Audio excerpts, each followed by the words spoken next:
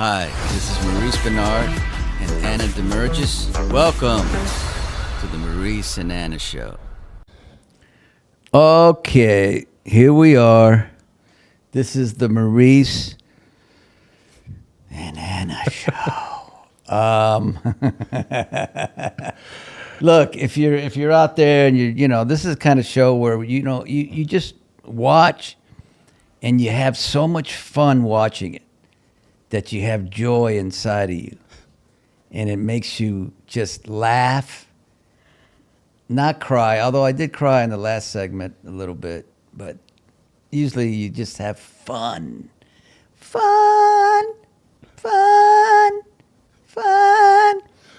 And today we have somebody who's the epitome of fun. That's all he's about. I call him Daniel Lee Fun Colvin, because he's just about fun. I just have to say something. I'm going to interrupt. I'm sorry, Daniel, but he just stole you from me. I'm just saying he stole you from me. He's my brother. I know. We said that on the last. We said that on the last show. I was knew like, he was hey. going to do that. I said there's a kindred energy exchange that Yeah. happens very rarely. It's like an eclipse.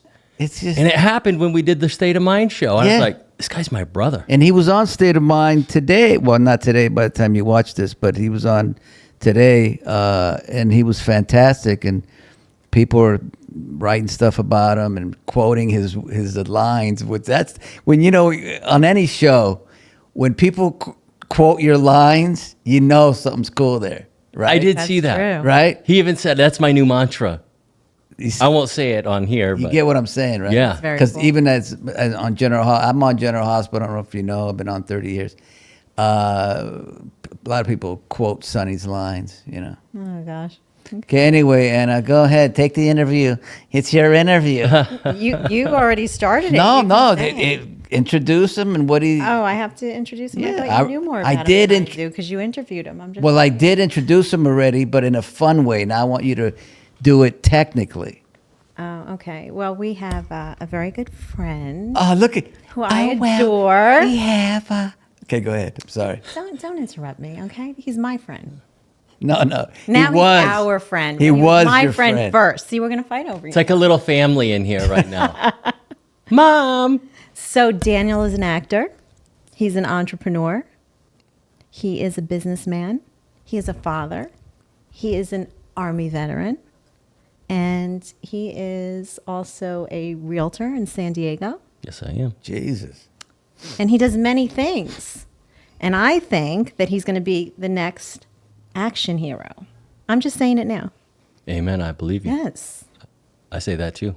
So where are you from? He And tell can us be. about you. He's already that. The universe hasn't just, caught up All to right. that part yet. We haven't caught up to that yet. But that's already happening. But you can see it happening right I now. know it's Look at the happening. company I carry right now. There we go. I'm with Sonny from General Hospital, Yeah. for God's sakes. Who the heck can come from my small town of 10,000 people, 2,600 miles away, See? and say, hey, Ma, look who I'm sitting with. I remember my mom turning on the show when I was a little kid, watching it. It bored the hell out of me as a kid. I'm not going to lie. How many years ago? I was like, what the hell why What do was I doing? adults watch this stuff? What was I doing at that time? Sonny and Brenda? Oh God, I don't know. I just know Probably before that. she'd be watching, That was it. she'd be was it? cleaning the house is what it was. She'd be cleaning the house. Be like, watching our little button push That's fun. Magnavox Maybe it's all TV. my children. Oh, that's even further back Yeah. on All My Children. Yeah. Wow, so you did All My Children as I well. did All My Yeah. Children for 2 years. First. Oh my God. And then I Okay. left, came out to LA and got General Hospital. I did a 6-month contract, and I said, I'm going to get in there, show these people how great I am as an actor, and then I'll leave. Well, it's 30 years later. 30 years later. It Wow. was just cool character, right? Yeah. And I couldn't leave. And here you are now. And here and look at what I'm on the Anna show, and I'm just like it's kind of like Johnny Carson. This is like, Listen, you put yourself here. You owed me a favor, so you're fulfilling your favor. yeah, it's fun. Come and we on. have, But the beauty of it is Yeah. that you're using all of those years of experience for impact. Because I felt it when we sat and did our last interview Yes. together. I'm like, this guy's using all of the tools that he's gained over the years to make impact, like real change. that's a great way of So I'm very grateful for that. I'm Well, grateful for this as well. you know, Daniel, I like that's you said something else on State of Mind that was, I don't know, it was the moment for shit, it was really good, and this impact thing you just said is really cool. You know, I'll say it again, just if we're gonna get deep for a second. I was in a room with 4 walls and a window strapped down from my wrist, my ankles, and my waist. And I remember looking out, and I'd see the outside, I'd see the grass, I'd see the trees, and I'm like, what the fuck am I doing in here? And I remember, as the saying goes, grabbing a latch off the wall because I was trying to get out of this stuff, you know. And I grabbed the latch, and I was considering, you know, doing myself in, and I started praying, God, please, why are you doing this? Why? And I took the latch, and I broke it in half, made it into a cross, and I put it by my bed. But you know the truth? Deep down inside, even in that moment, something said to me, there's a reason why you have to go through this. And as I've 30 years later, 35 years later, this is the reason. It really is. There's a, you know, if you do believe in God or don't believe in God or whatever, look, he was talking to me in that moment. And sure, he has said to me, I think, you have to suffer to prevent other people from suffering. Kind of is your map, right? Yes. When you find your way out and you do reach the light, your experience now becomes the map to hand over to someone else. Yeah, exactly. Brother, I know where you've been. I know what the 4 walls and 5-point restraints feels like. So now you can meet that person where they're at and guide them by the hand out of hell. Because I've been there. Right. I've got the scars on my wrist as well. Right. I've been there. I know what that depth is like. And it's, But now I know what the light is like. yes. And so now it's our responsibility to God, universe, whatever you believe in, to take the map out to the world Yes. and to set prisoners free. Yes. Free from their own mind Right. and radiate joy. Some people don't realize it or don't do it. Or maybe God doesn't want them to do it. You know I don't know. what? Is It's this 'cause a there's fun very- interview? It'll get Well, fun, but there's very few voices okay, it's like okay. the three of us Yeah. that can Of course. speak to these issues Yeah. and bring light and even comedy to it. Yeah, I get you. Yeah. Bring yeah. humor. I Yeah. used to use humor my whole life. My mom will tell you to this day, when I had a bad day, Danny, you would always do something stupid, make a goofy voice, a silly face. You'd always make me laugh, Yeah. you know? And I think humor really is medicine. And I of do course, too, you yeah. have It to- really is. You have to laugh through the tears, Yeah. right? Yes. You have to find the moments that are enlightening and just realize that we're all on a journey together and help each other. Well, they say that when you laugh, like that kind of laughter, that's when you're you're at peace. Mm-hmm. And I believe that 100%. You know what? I got to tell you, well, you haven't known me that long, and he definitely hasn't known me that long.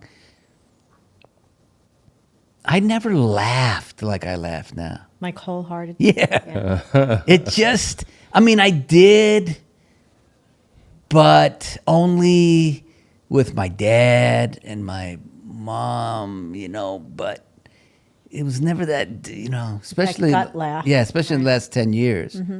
I was too dark. When you're too dark, you don't get that laugh. That's right.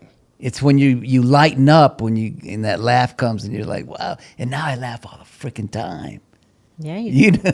Yeah, you do. Especially you two. well, this You one, do. yeah. But it's important that I think anything that we bring is to impact people. So tell us though, where you're from, how you got out here. Tell us all about you. From a small little town, Bellevue, Ohio. Amazing place to grow up. It was phenomenal for me as a kid, growing up next to an amusement park. But I came out here because I got a phone call from a good friend of mine who had just moved to San Diego. And oddly enough, I had just finished reading a book called Inside the Lion's Den with Ken Shamrock, UFC Hall of Famer, legend. And I remember reading Chula Vista, and my buddy was in San Diego. I didn't even know where San Diego was. I had to look on a map. That tells you how small town minded I was. I didn't know where the hell it was at. It looked like it was in Mexico. And I got a plane ticket, came out here with a friend, freaking fell in love. Holy crap. It's my first time at the ocean, first time seeing Pacific Ocean. After that week here, I set up my job. I worked at Old Navy at Fashion Valley Mall in San Diego. I didn't care. Give me a job. I'm coming here. This is where I need to be. He told me, he's like, dude, this is the land of milk and honey. It's the promised land, brother. He's like, you'll not believe the women out here. It was ridiculous. So 1 week later, I started making as soon as I got off the plane, I started making calls. Guys, because I had an apartment. You want a couch? You want a TV? You want a surround sound, refrigerator? Come get it for free. I gave away my entire apartment, everything, and then just left the rest of the stuff because my brother was moving into my apartment. Because where I was going, I knew was much bigger.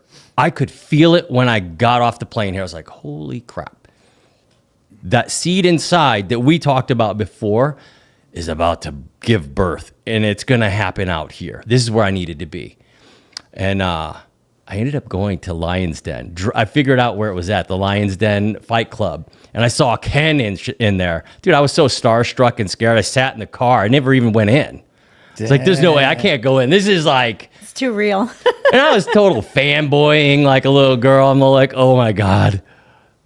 The legend himself walking back and forth with that mean grimace. Yeah. He was training jiu-jitsu with the guys, ground and pound and stuff. I was like, oh my gosh. It's so cool though.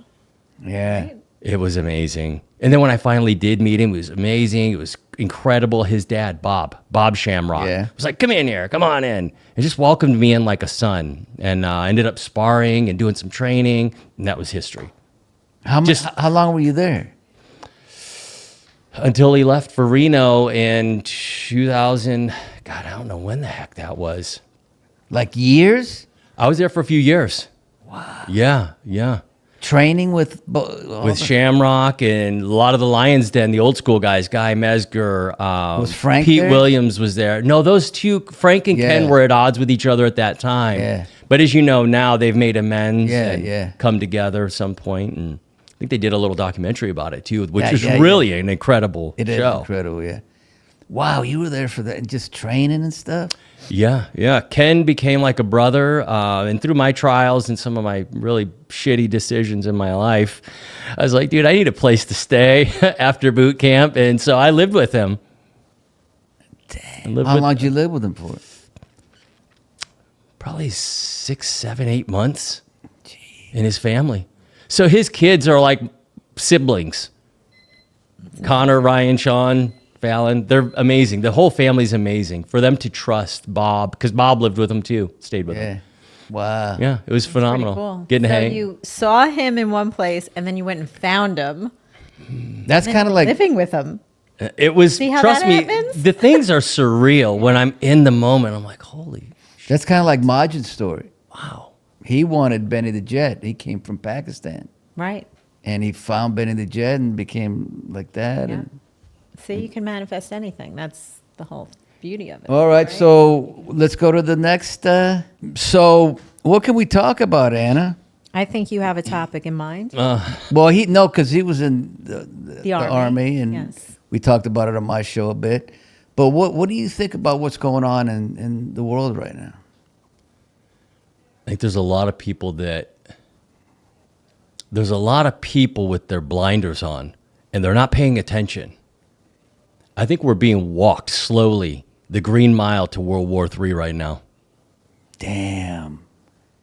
People don't realize it. They're about to be walked into something they've not experienced since probably the late 60s of Vietnam. Yeah. It feels like Vietnam right now. Yeah. Era. Not that I grew up. I was in 77, but I mean, feels kind of like what I have seen represent the Vietnam era, where there's a lot of protesting everywhere on these college campuses. Yeah. And it's very frustrating for me as a service member and a veteran, because I joined the military after 9/11 when I moved out here. And I'll never forget watching the news, every news station showing who these college campuses are propping up is the Palestinians. They celebrated in the streets with food and cheering and celebrating the terrorist attack on 9/11. And it didn't make sense. I couldn't understand what the heck that was.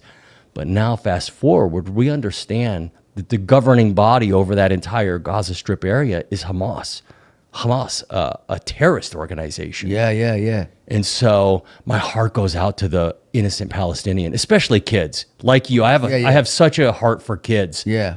They didn't ask to be born into this shit show of a world that they're born into. Yeah. Let alone born into a classroom showing them how to handle an M16 or an AK-47 over there. That's total darkness. They should be playing with each other and playing ball and sports and stuff like that. Yeah. But instead, they're conditioned so young They're conditioned to be very young Avengers. Yeah. to be those, like terrorists, even at a young age. To learn to kill. I was just watching some things the other day showing some of the cartoons that they have for the kids.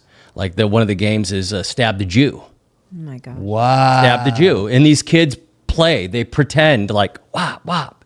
And it's like, what the heck? These kids should not. Washing, yep.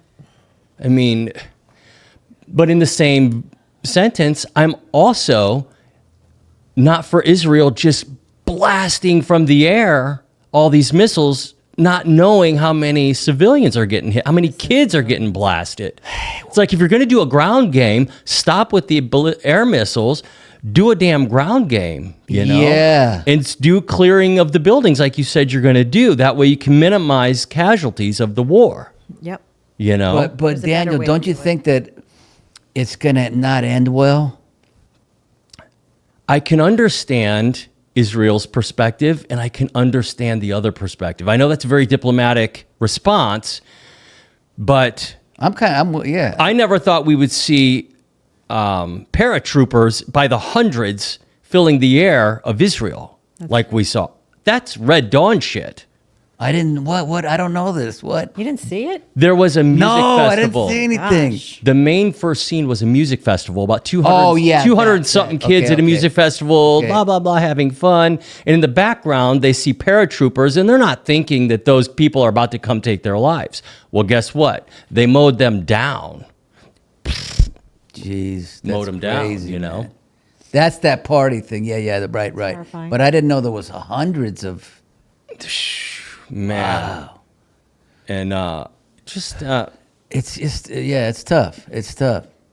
But it's hard to exist with a culture that wants your existence to cease. yeah, I know. And so this talk about a two-state culture over there is never going to happen. Yeah, right. It's just not going to happen. So that's where I'm kind of like, okay, I can understand the idea for the Israelis saying we got to destroy Hamas, because in their mind, I think they're thinking too, if we destroy Hamas, we can allow the Palestinians to create a more peaceful government. Yeah. So they can be free Right. and live like, as pleasant as possible over there. Yeah. Because they're not going to be free. They're used as human shields. These guys store their munitions in houses, in hospitals, in sensitive areas, right? Because they know, okay, they're not going to bomb this hospital. Yeah. Even though the first thing that came on the news, and shame on the media too, right? Yeah. Shame on the media for not fact checking before getting your big, beautiful yeah. headline Right, everywhere. Right. I think that's very unfair. That hospital that was Terrible. blown up. But it wasn't blown up. That's the whole thing. Oh, what? It hit the parking lot. The hospital was still standing. Oh, gee. It didn't hit a hospital and kill 500 people. It hit a parking lot and killed between 20 and 30 people. So there were still casualties. Yeah. God bless all of them. But they exaggerate the whole situation. and that's the media is probably the biggest terrorist that we have in the world right now, because where do we get They what we control the narrative, so it's all. and the narrative brainwashing. is what we think is the truth. So what the hell is the truth? Right. I ain't going over there to find out what's really happening. Right. You know, we just have to kind of hope they're telling us something close. So of course, when you see people seeing, oh my God, a hospital, they just deliberately took a hospital out with babies and women, and of course it's going to get a rise out of you. Yes. Would get a rise out of Controlling me. it. Yeah. All right, Anna. Do you want to? All right, Anne. Oh my God. did you see? He seemed like he was back in in the army. It was great. Wow. His eyes are like my this. goodness. I know. I do, because I'm I passionate. get it, because man. Of course. And I want to hear it. It's like, who the hell deserves to be born in a world like that? That's not Not at living. all, yeah. They're not alive. They're No, born dead. It's so freaking unfair Slavery. especially the children. I know it's human beings are human beings, but children, they're innocent. They're innocent. They don't know any better. And here they are. They're being taught to do this, taught to do that, and it's cruel. And they're, like you said, they're brainwashed. Absolutely. All right. What other subject do you want to talk about? I don't know. What do you want to talk about? You seem to control the narrative in this situation. No, you said you want to talk about his brand. Well, and yes. stuff. Let's talk about what you want to talk about, because you are a businessman. You're an actor. You're a father. Yep. So what do you want to talk about? Tell My us greatest about title you. is dad, but Yes, sir. I'll tell you the story how I kind of fell into acting. I never thought I was going to be an actor, to be honest. I didn't think about it. I never went to school for it, nothing. But my daughter was interested in modeling and all of this stuff. So we put her into Tower Talent. Amazing place. They taught her. She did runway, taught her how to walk the runway, to model, and to do a little acting and stuff. And so I would be there for 2 hours, just pecking away on my keyboard and stuff in the waiting room with some of the other parents. And this guy walks up, and he's wearing a suit, kind of dapper looking, with some papers. He says, "Daniel," looks at me. Well, if you're looking at me saying my name, I'm going to respond. And I did. And I was like, "Hey, what's up?" You know, I talk with anybody and everybody. I mean, the cashier, and it doesn't matter.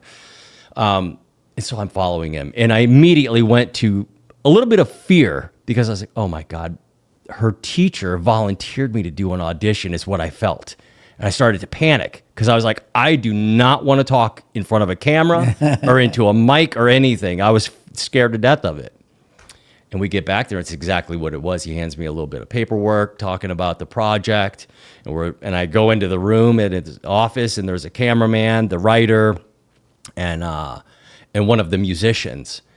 And then and we're going back and forth. He's sharing with me, talking with me about the project, and then the door knocks. And it's the secretary out front. She's like, "I am so sorry to interrupt and bother you. You have the wrong Daniel. Your 7:30 appointment is waiting in the front waiting room." And I'll never forget, he's kind of looking at me like, "Why did you just waste my time, bro? Are you even interested in this?" And I was like, "You can send that guy away. I'm in. Let's go." And I was probably 3 months later, I shot my first little bit of acting. It was a music video with Sly and the Family Stone. I love Sly and the Family. Sly and the Family Stone. And Sal Filippelli. This guy's an incredible pianist. Oh, they're incredible. And the what was album- the song? Do you know? Oh my gosh. One More Hit. No, that wasn't it. No. One More Hit. Yeah, One More Hit. I mean, It's, Sly's a genius. oh my gosh.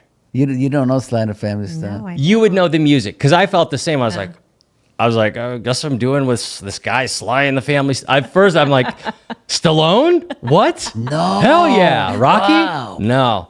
But then when I heard the music, You were- I want to thank you for letting of me course, yeah. be myself. That's the greatest. I was like, oh my gosh, I've heard all of this All of- music. It's super catchy. unreal. They're unreal. It's one of my. I mean, one Oh of my my. God, let's play it right now. Yeah. You can't buy the rights, man. Yeah. That's true. That's true. But that was the universe calling you, And I was hooked. right?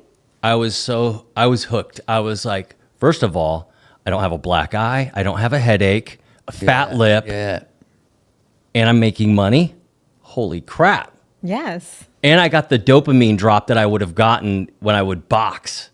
Yeah. That like fear, oh shit fear. Like, okay, you better perform or you're going to look really dumb right now. yeah, Or you're going to get your ass beat. Yeah. And we turned it on, and I was running all over San Diego and playing this main character, Moreno something. It was awesome. That's amazing. And then I went on a frenzy. How the hell do you get into acting? What do you do?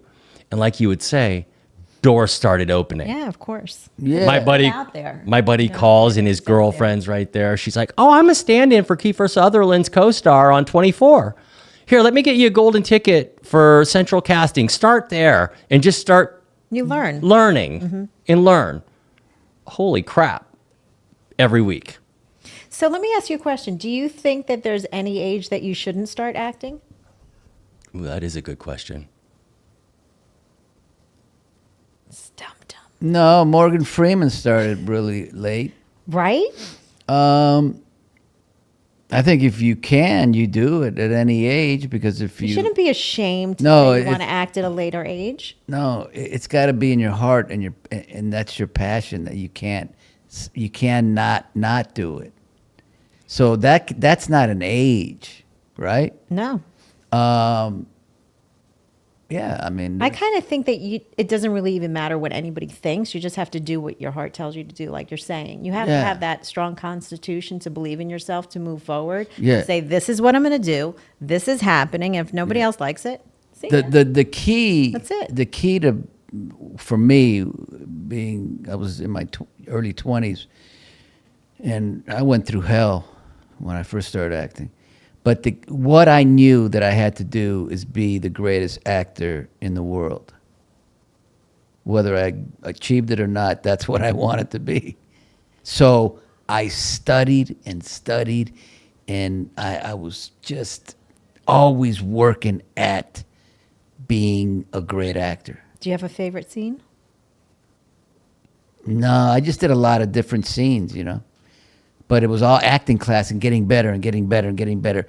My voice, I changed my voice. You know when nobody really knows this, but when I first started, I went in to meet this woman, Joan Kenley, and she said, "You're never going to make it with that voice." Oh, wow. Because I used to talk like that. My voice No was in my way. throat. My voice was in my throat, Right. not in my gut, right down there. And she goes, you're going to be like Tom Selleck. Mm-hmm. But you're even worse because you're darker and it doesn't fit. What kind of encouragement? Well, I mean, she was saying that, there's some guys who can get away with a voice that talks like that, right? So I He's went. a big guy. Yeah, it was kind of weird. So I went to her for 6 months, and I wish I still had the recording, and did these stupid exercises. Get it, and she changed my voice, and I had it on tape. I don't have the tape anymore. Okay, so I think we have to set up a date where you guys work together and you could teach him. Oh, I can some make him. skills I can make and- him. I know he's great already, but you're going to make him. Oh, better I 'cause can- That's what you do. Amen. I love that. Yep. That'd be an honor for me. I'll do it. But something just happened to me at work. It was interesting. I know we're off the thing, but I'll just tell him because he's leaving. We can use it. Oh, you can? Okay, so I was at work, and it was the first time in years that I was nervous. Wow. Like nervous. Because I had about 8 pages of monologue that I had to talk. And the guy I was working with is a really great actor. He's been in movies and stuff, Jeff Corbin. And he didn't have any lines. He just had a line here, a line there, but I had all the lines. And it was great writing. And I needed to live up to the writing. And I didn't want to fuck up because I didn't want it to affect me. It would have, you know, if I fuck up and then I can't, so, you know, my hand's shaking. So I did what I used to do all the time. I prepared and became Sonny. Then I don't do that anymore. I just go up and do it, you know. But then I was in pacing and I was like, don't fuck with me, motherfucker. You know, I was doing that kind of stuff. And I was like, and I was doing the lines and I was like, what? You talking to me? No.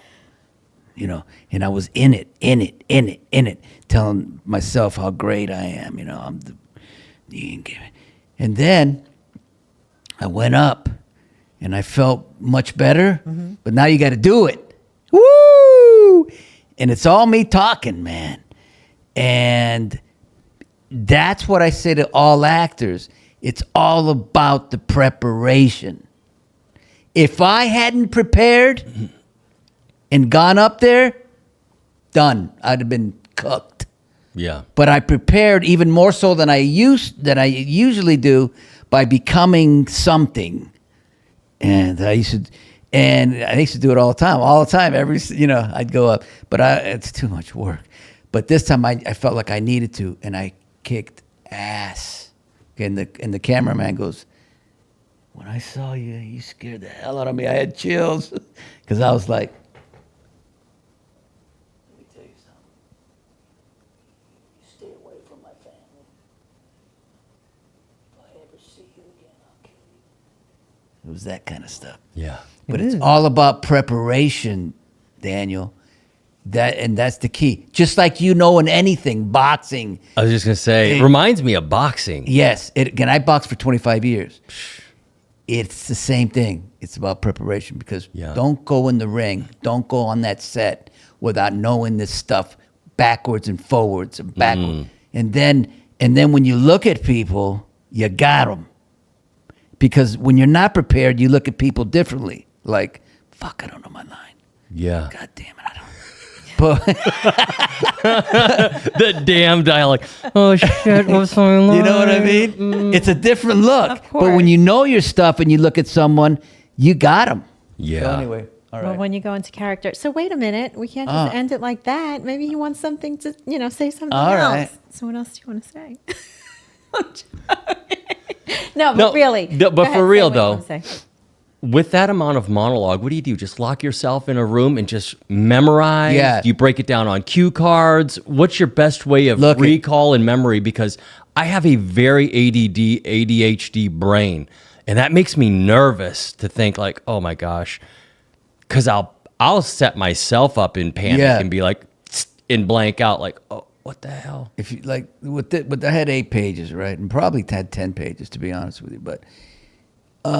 You got to take it, the way I used to teach people and the way I used to do it when I first started is different because I used to always personalize everything. But I've been doing this character for 30 years, so I don't have to write down. For instance, if the scene is, the first monologue is about my dad dying, well, if my best friend died, that's who I'm talking about. Mm-hmm. But we'll get into this when I start teaching you. Okay. But what you want to, because that's a different.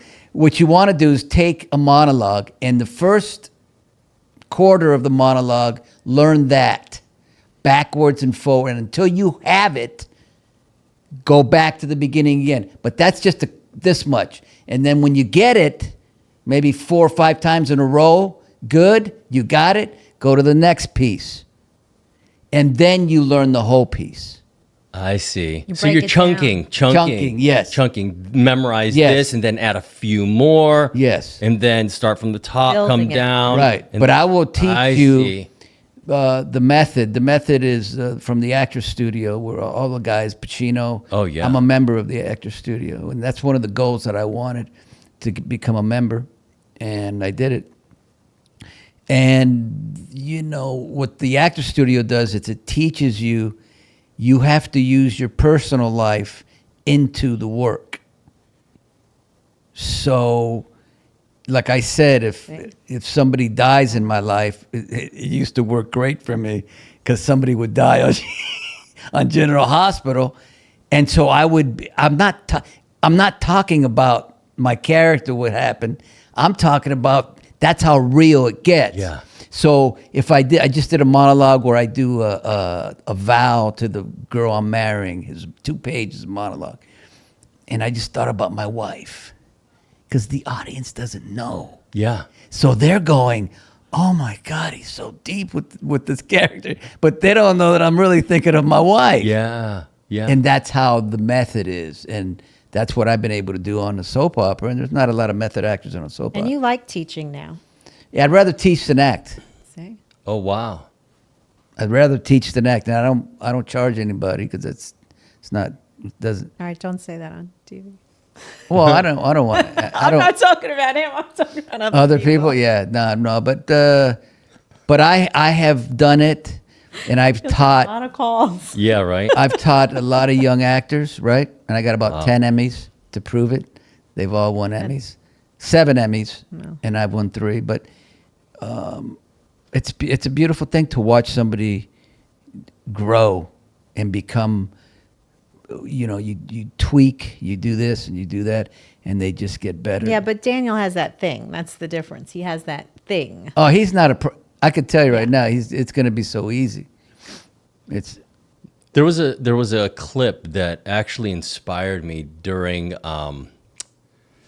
it was a Robin Williams scene where he's the surgeon or the doctor that wears the clown nose. What is that called?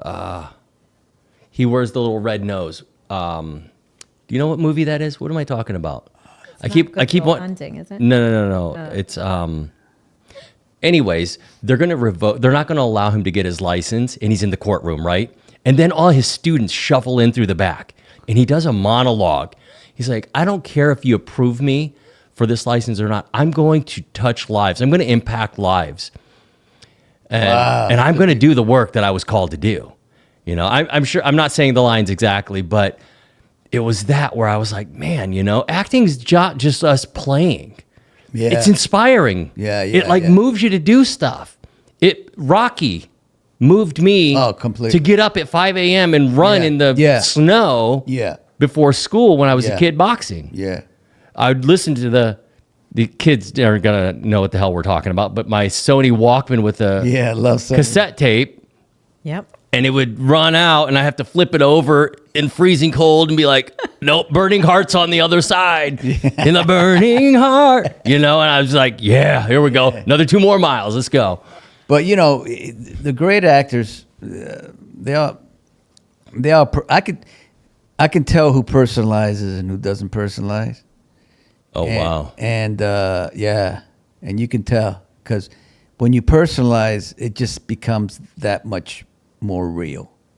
You can still be good, but to get to that thing, all the great Pacino, all those guys, they're all personalizing.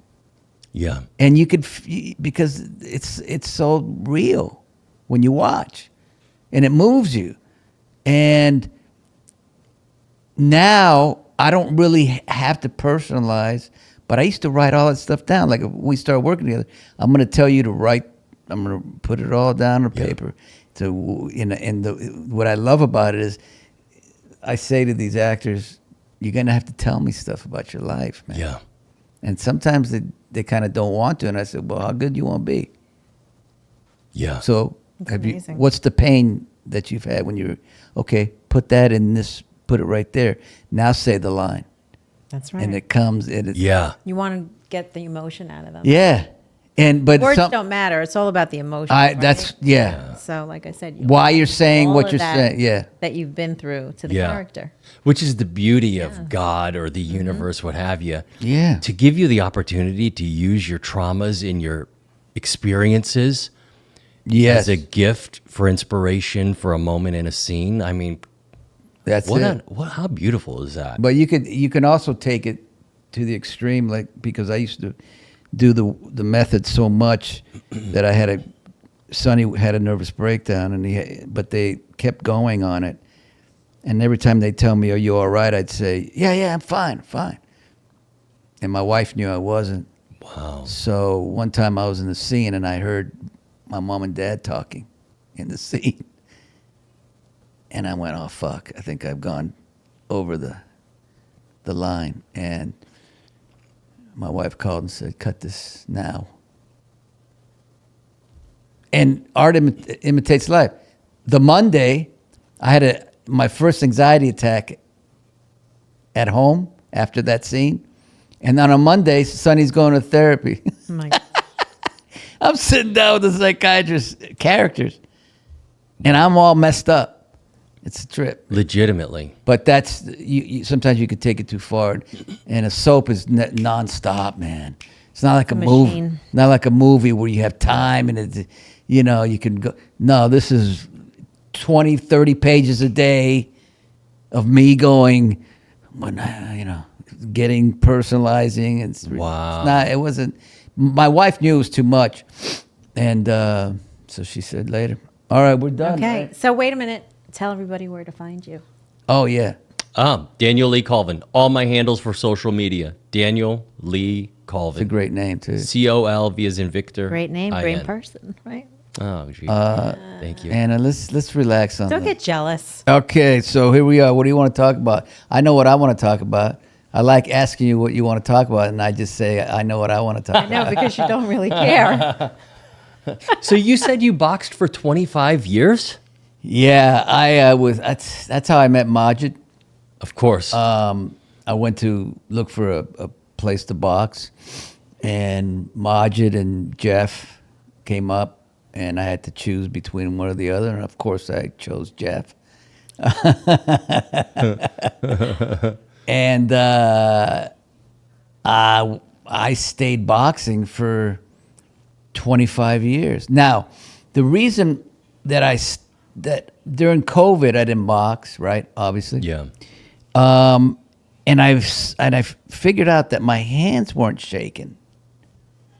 Cause before, forever, my hands would, like, I'd go box, and then I'd take my gloves off, and my hands would shake. Yeah. Like, I don't know. And then it started shaking at work, at General Hospital, and so I thought, And then with COVID, they weren't shaking, and I wasn't boxing, and they don't really shake now, and I haven't boxed. So Wow. I think it's because when somebody's coming at you to hit you, Yeah.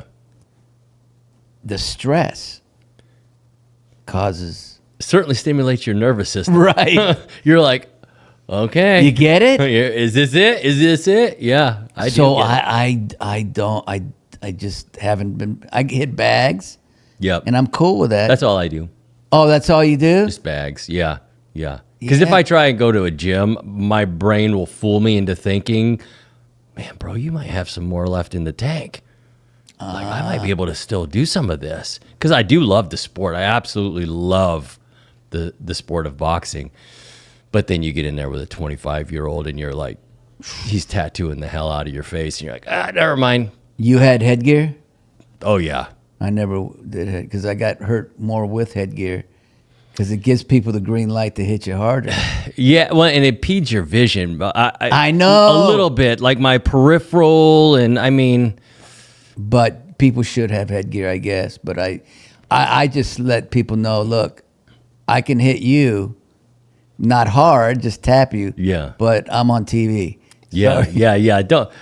Yeah, exactly. Don't mess with the face. See? They have a headgear now with the big ring over the. Yeah, that's right what I there. had. Yeah. I had that before. Keep my nose. Leave my. And I got a black guy with that. Oh wow! Yeah. Somebody did crack you hard then. No, he got me hard. Yeah, it was You a have heavyweight. pictures of the black eye?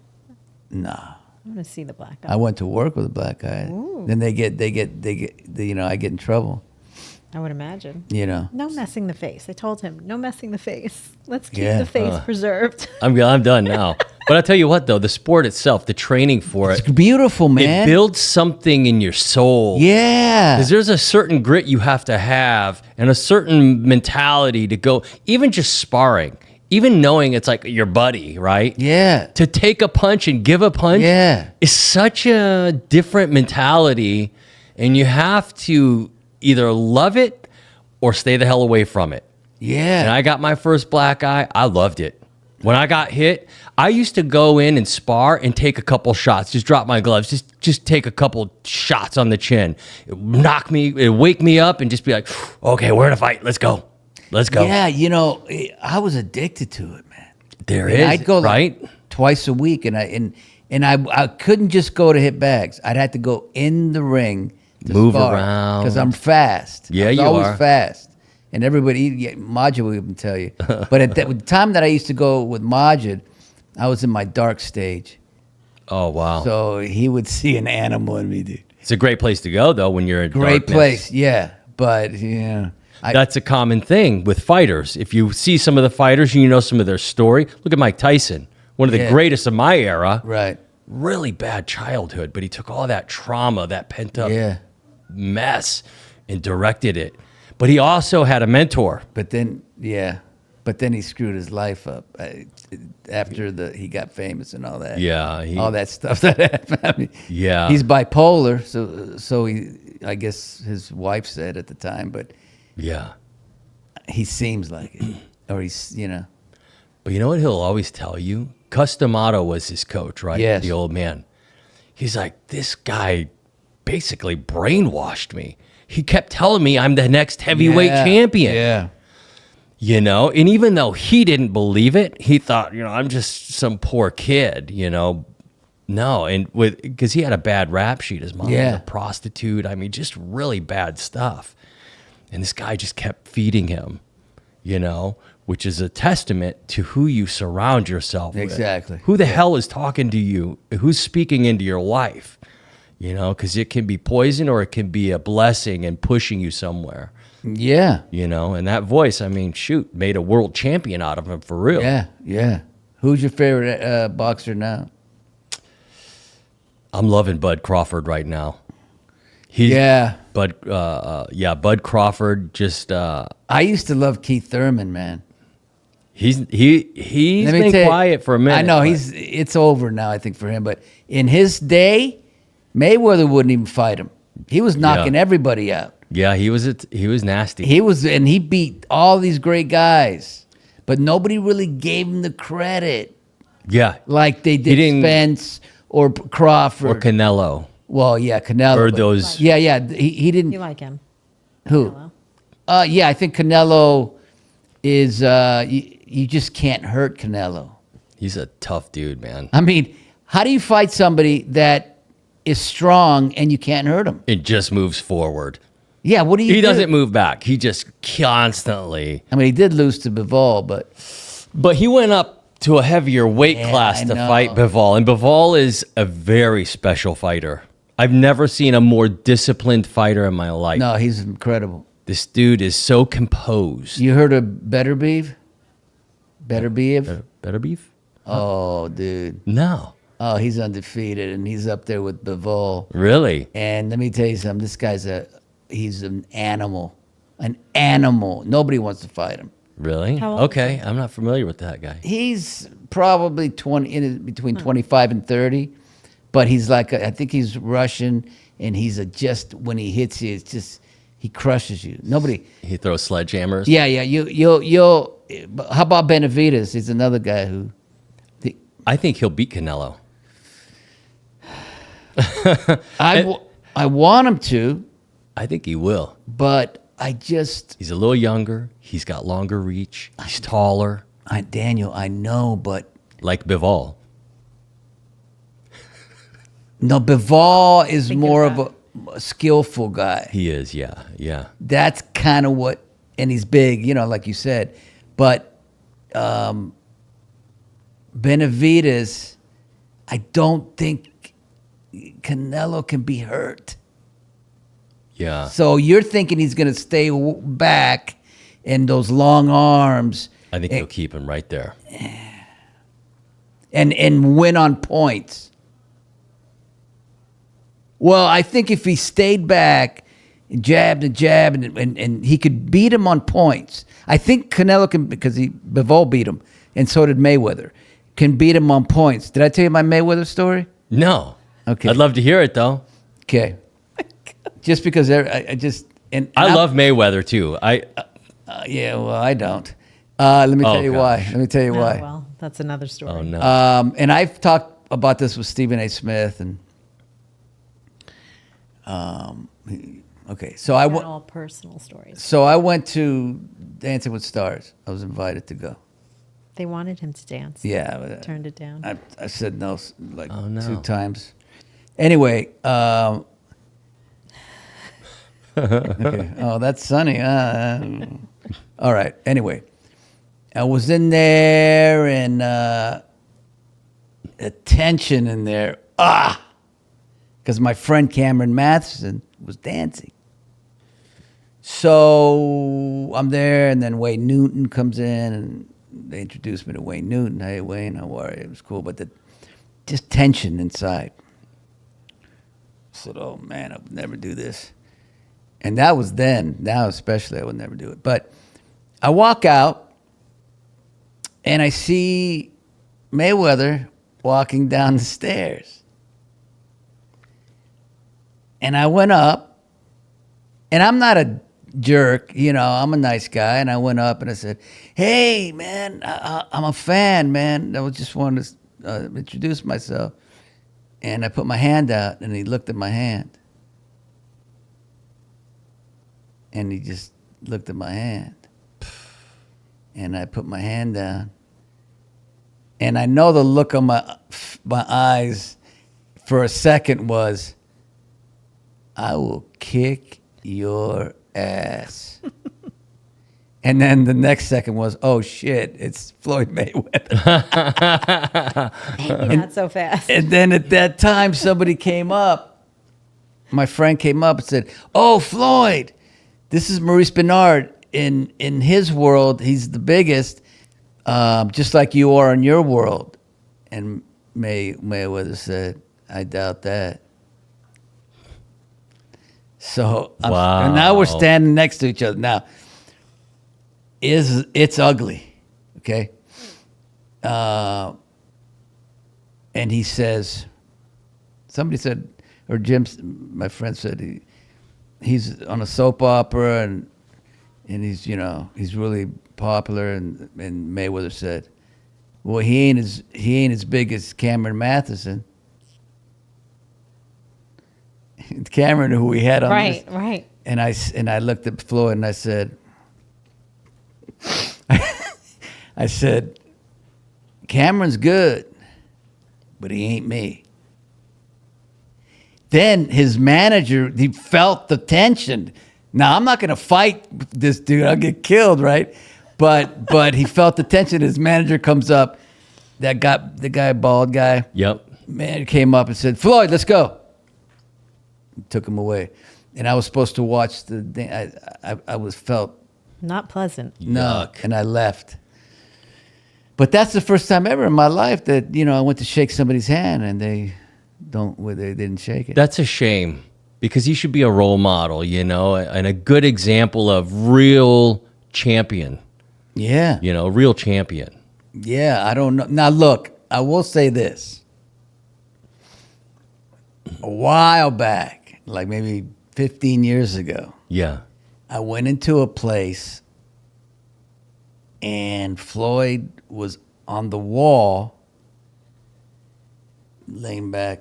And then I was over here and somebody came up and said, hey, Shane Mosley's here and Floyd Mayweather's here. Do you want to meet them? I said, I'd love to meet Floyd. I'd love to meet Shane. So Shane came up, and I had a nice talk with Shane Mosley.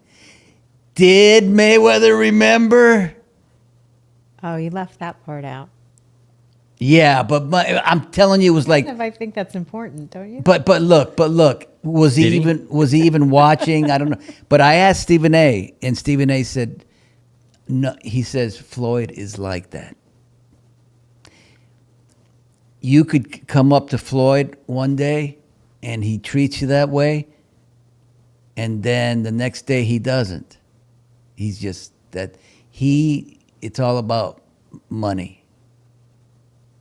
That's sad. It is sad. Now, I like to give him the benefit of the doubt that maybe he was, but I don't know what they told him or what they. Right. I think he's just What the backstory is. Yeah. I mean, no matter who you are, if somebody holds their hand out and introduces themselves like a gentleman, I'm going to shake your hand and say, hey, what's your name? Who are you? Yeah, I could not shake somebody's hand. Yeah, right? It's just a gesture of, just a normal gesture of humanity. I agree.